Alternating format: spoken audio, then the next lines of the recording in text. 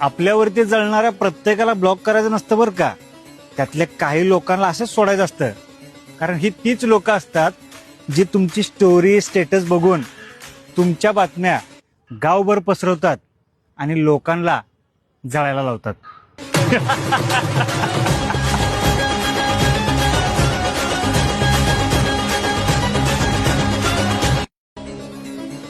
आपल्यावरती जळणाऱ्या प्रत्येकाला ब्लॉक करायचं नसतं बरं का.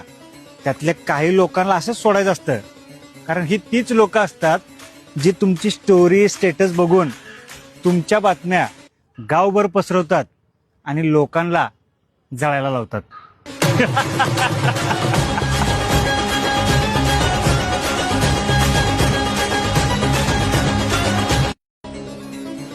आपल्यावरती जळणाऱ्या प्रत्येकाला ब्लॉक करायचं नसतं बरं का.